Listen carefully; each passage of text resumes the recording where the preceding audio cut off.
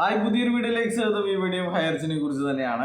അപ്പോൾ ഹയർച്ചിൻ്റെ കാര്യങ്ങളൊക്കെ വളരെ നല്ല രീതിയിൽ പുരോഗമിക്കുകയാണ്.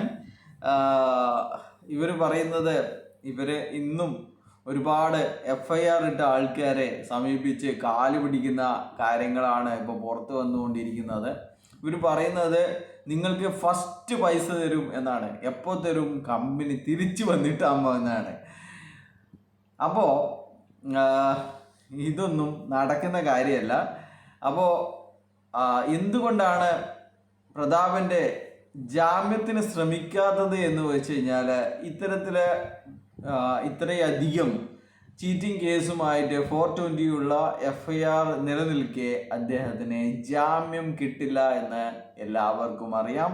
അതുകൊണ്ടാണ് ഇവർ എങ്ങനെയെങ്കിലും 1-2 FIRകൾ ഇപ്പോൾ എനിക്ക് പരാതിയില്ല എന്ന രീതിയിലെങ്കിലും ഒരു ഒത്തുതീർപ്പാക്കി ജാമ്യത്തിന് ശ്രമിക്കാമെന്ന് പറയുന്നത്. അപ്പോൾ ജാമ്യത്തിന് വേണ്ടി വക്കീലന്മാർ ഭീമമായ തുകയാണ് ചോദിക്കുന്നത്. എന്തായാലും അറിയാലോ, കോടിക്കണക്കിന് രൂപയാണ് പൂഴ്ത്തിവെച്ചിരിക്കുന്നത്. 250 കോടിയാണ് നമ്മുടെ നിയമപരമായി ED പിടിച്ച് എടുത്തിരിക്കുന്നത്. എന്തായാലും അതൊന്നും കിട്ടാൻ പോകുന്നില്ല. പക്ഷെങ്കിൽ ഇവരുടെ പൂഴ്ത്തിവെച്ച പണം, കള്ളപ്പണം, കുഴൽപ്പണം, അതിലാണ് എല്ലാവർക്കും കണ്ണ് എന്നുള്ളത്. അപ്പോൾ നമ്മുടെ ഇവരുടെ ചില ആഗ്രഹങ്ങളാണ്. ഇവർ വിചാരിക്കുന്നത് ഈ ഒരു അറ്റാച്ച്മെൻ്റ് പാർട്ട് ഒഴിവാക്കി കിട്ടിക്കഴിഞ്ഞാൽ എല്ലാം ശരിയായി എന്നാണ് ഈ മണ്ടന്മാർ വിചാരിക്കുന്നത്. ഈ ഒരു അറ്റാച്ച്മെന്റ് എന്ന് പറയുന്നത് ബഡ്സിന്റെ ഒരു ഭാഗം മാത്രമാണ്. 1070/2023 എന്നുള്ള ആ ഒരു FIR എടുത്തു നോക്കിക്കഴിഞ്ഞാൽ അതിൽ നിരവധി പ്രൊവിഷൻസ് ഉണ്ട്. PCMC ആക്ട് ഉണ്ട്, ബഡ്സ് ആക്ട് ഉണ്ട്. PCMC ആക്ട് എന്ന് പറഞ്ഞു കഴിഞ്ഞാൽ prize chit money circulation banning act ആണ്. PCMC ആക്ട് പ്രകാരം നമ്മൾ അതിൽ ജോയിൻ ചെയ്ത എല്ലാവരും തന്നെ കുറ്റക്കാരാണ്. മറ്റൊരു കാര്യം, PCMC ആക്ട് പ്രകാരം നമുക്ക് 5 പൈസ നിക്ഷേപകന് തിരികെ കൊടുക്കേണ്ട കാര്യമില്ല എന്നുള്ളതാണ്. നിക്ഷേപകരെല്ലാവരും തന്നെ ഈ ഒരു തട്ടിപ്പിൻ്റെ ഭാഗമായി വരും എന്നുള്ളതാണ് PCMC ആക്ടിൻ്റെ തമാശകൾ. അപ്പോൾ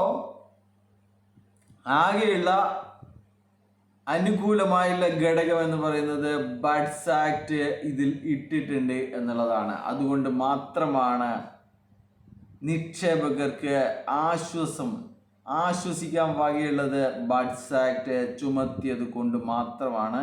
അതുകൊണ്ടാണ് നിക്ഷേപകർക്ക് എത്രയും പെട്ടെന്ന്, ഞാൻ പറയുന്നു, മുസ്തഫ പറഞ്ഞ 2 മാസത്തിനിടയ്ക്ക് ഇവരുടെ അപ്പീൽ ഇല്ലെങ്കിൽ 2 മാസത്തിനിടയ്ക്ക് പൈസ കിട്ടാനുള്ള എല്ലാ കാര്യങ്ങളും കോമ്പീറ്റൻ്റ് അതോറിറ്റിയും കലക്ട്രേറ്റും ഒക്കെ ചെയ്ത് തുടങ്ങിയിട്ടുണ്ട് എന്നുള്ളതാണ്. 2 മാസമാണ് അവർ പറയുന്നത്. 2 മാസത്തിനിടയ്ക്ക് ഇവർക്ക് പണം കൊടുക്കാൻ ഈ ബഡ്സ് ആക്ട് പ്രകാരം മാതൃകാപരമായ ആദ്യത്തെ തീരുമാനം, നിക്ഷേപകർക്ക് പണം കൊടുക്കുന്ന ആദ്യത്തെ കേസായി ഈ കേസ് മാറും എന്നുള്ളതാണ് അവർ പറയുന്നത്.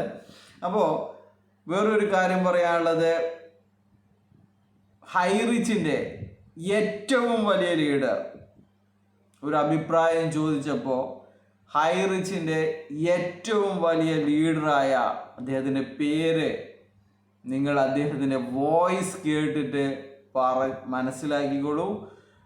ഹൈറിച്ചിൻ്റെ ഏറ്റവും വലിയ ലീഡറുടെ അഭിപ്രായം എന്ന് പറയുന്നത് ബഡ്സിൽ പെട്ടത് നന്നായി എന്നുള്ളതാണ്. അതുപോലെ തന്നെ കഴിഞ്ഞ ദിവസം കോടതി സർക്കാരിന് അനുകൂലമായി തീരുമാനമെടുത്തത് ഞാൻ അനുകൂലിക്കുന്നു. നിക്ഷേപകരുടെ ഭാഗത്ത് നിന്ന്